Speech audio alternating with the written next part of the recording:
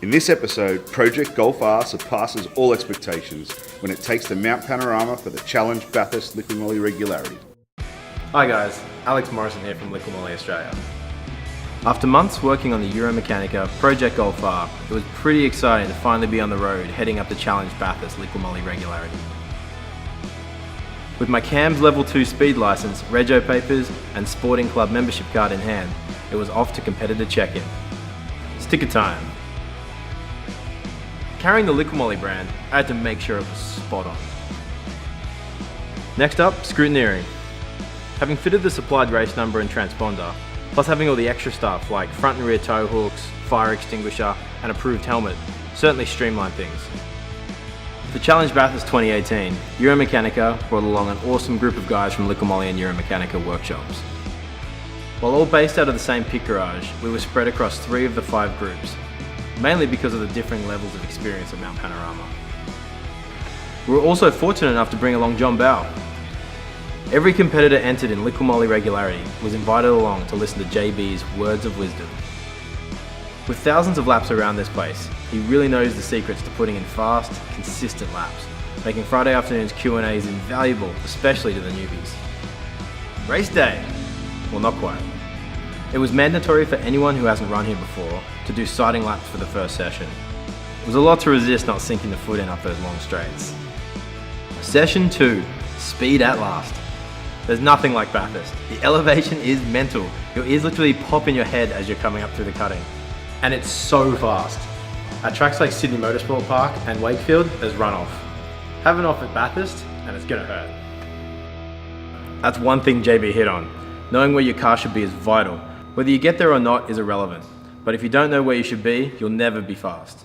Worse, when you don't realize you're offline. That's when you're gonna run into trouble. I highly recommend hitting a racing sim before coming here for the first time. I know I did. Back in the garage, all the Euromechanica crew is buzzing. Comparing notes, reliving moments, reviewing GoPro footage, and even giving it to anyone with slower lap times than you. And just for the record, Liqui Moly Regularity isn't racing.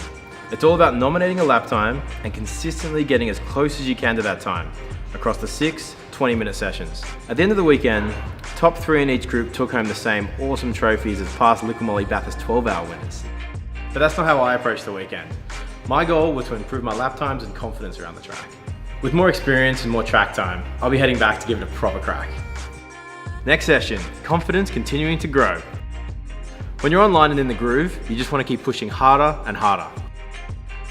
For me, the highlight of Mount Panorama was driving up the mountain. You're hard on it up Mountain Straight, super fast turn in for Griffin's Bend before heading into the cutting. Its double apex makes it bloody challenging. Hardest section for me to get right? Solomon Park. The car's unsettled and you can't see the end of the corner. I know I could have gone faster, but if I didn't nail it, I was going to bin it. And being able to drive it home was always in the back of my mind. So how did Project Golf R's mods go? Considering it was able to hold its own against supercars, exotics, and a couple of serious track cars, I'd have to say it went very, very well. Brakes. The performance improvement the DBA Endless upgrade made was substantial. However, sticking with the factory-sized rotors and standard calipers showed its limitations on the track. When fighting to get past slower cars, and when pushing really, really hard, they did get a little mushy. But they did recover, so all in all, pretty impressive. The Advan 8008R is a good track day tyre. They warm up quickly, have plenty of grip, and are easy to live with day to day. But by the end of each 20-minute session, they did begin sliding noticeably.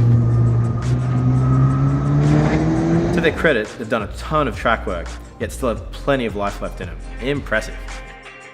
The white line bars and lower arms made a big difference. Unfortunately, the stock springs and shocks made the Golf somewhat soft and spongy on the track. Lower ride height, stiffer springs, and better shocks are obvious areas of improvement. Power from the APR tune and full Remus system were great. Project Golf R had plenty of drive out of the corners and tons of torque up the mountain. The Remus exhaust sounded awesome and made the engine nice and revvy right through to redline, which was a buzz. We could push for more power, but that would probably require mods we're not yet willing to consider. The Liqui Moly lubricants also did a great job. The engine has been super reliable, maintained oil pressure, and never overheated. Not even at the crazy hot 40-degree track day I did at Eastern Creek. As for the DSG, Everyone warned us temp would be an issue. And although the Liqui Moly certainly helped, an external oil cooler is already in the pipeline. Overall, the Golf's performance gain was a big step up from stock. As I said, it easily held down its own against some serious machinery. Better still, these were all basic, bolt-on mods, nothing you couldn't get done or organised through your local Euromechanica performance specialist. So, what's next for Project Golf R? Now that we've seen what can be achieved without impacting day-to-day drivability, we might look at stepping things up and making it even more track-focused. So the wish list includes bigger brakes, R-spec tyres, coilover suspension, and maybe even a seat. So, watch this space. That's all from this Track Tune series. Be sure to check out all 8 episodes covering the full build of the Euromechanica Project Golf R.